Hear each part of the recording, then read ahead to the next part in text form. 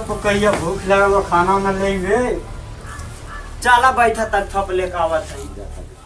यही कुल का कैले रे घरवा में। ए दादा नहीं जानता रोज यह बिनरवा दूधवा पियत रहल है। आज इनका काम समाप्त कर दे रही है भाई। आज के बाद नहीं दूध पी। भारी हत्या कैले हुए थे।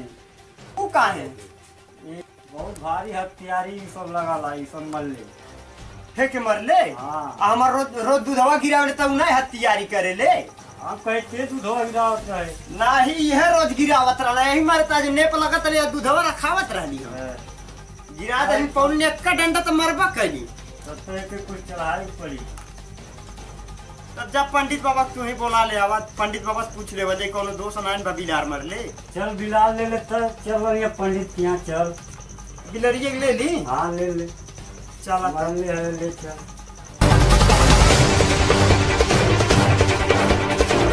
चला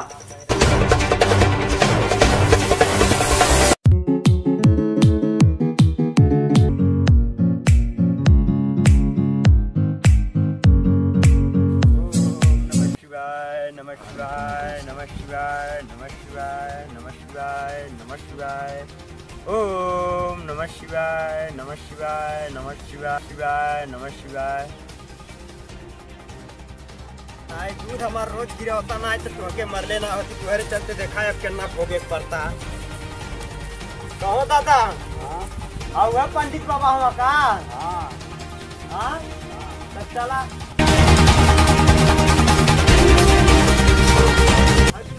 चली कहीं रखी थी रखी रवा जाए करके आग देखना ली है। अरे बाबा जी प्रणाम प्रणाम प्रणाम। प्रणाम बच्चा प्रणाम। पंडित बाबा तुम देखा ना हो का हो गइल बा। का हो गइल बा बच्चा। देख ले बा मर गइल बा कि का भइल बा। दादा हमार का हत्यारी लगी। का चीज है का हत्यारी लगी। बिलारा रहा रोज दूधवा गिरावत रहा हम एक डंडा धीरे से मारली देखा था ऊ पसार। अरे ससुर बिलारा मार देहला तब तो हत्यारी बहुत जबल लगी। अब तू लोगन मर जाइबा। ए बाबा एकर कोनो उपाय नहीं बा। हाँ उपाय बा बच्चा। कौन सफावत तक किनारवा करा वो हरिया।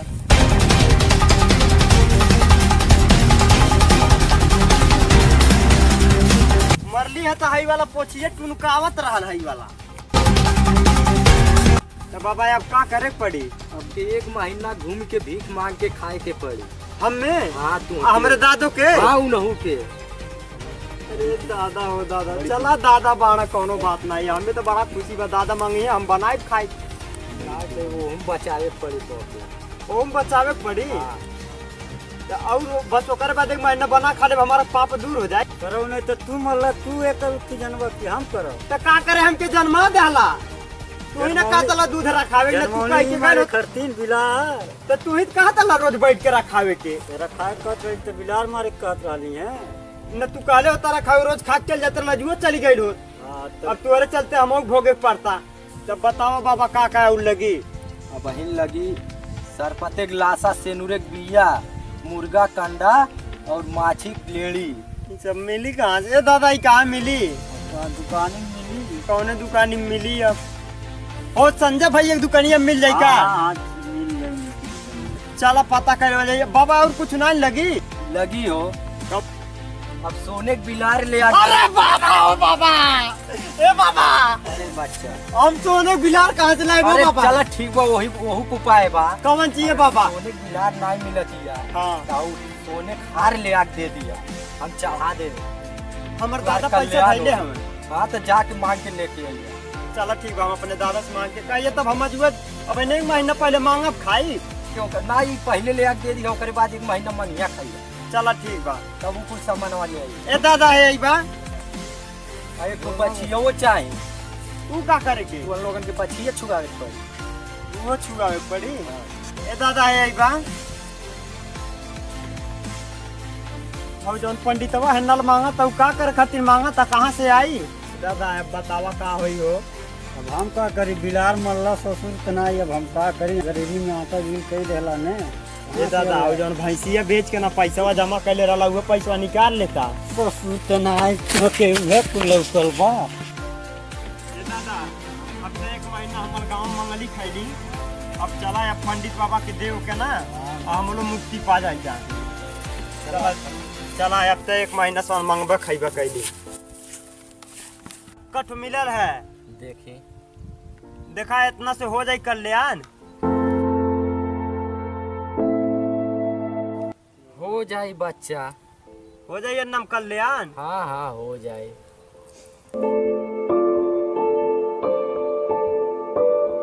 बच्चा तो के गाय के मुँह से नहाए के पड़ी। ए बाबा गाय के मुँह से? हाँ वह एक शुभ होला। हमार दादो नहाई है। हाँ दोनों जनी नहाई बा।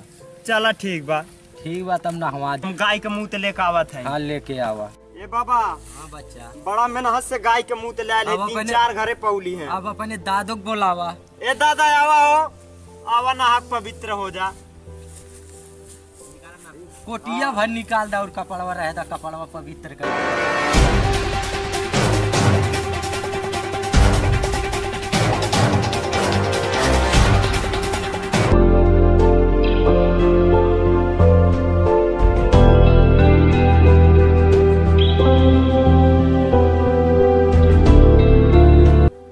बच्चा तू अंगूरी में पहन ला।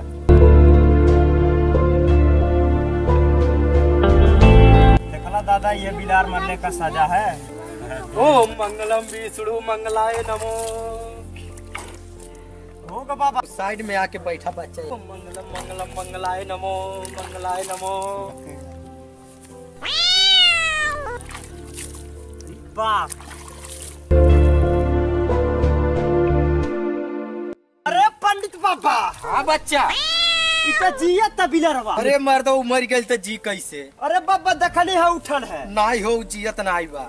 बैठा फिर बैठा बैठा।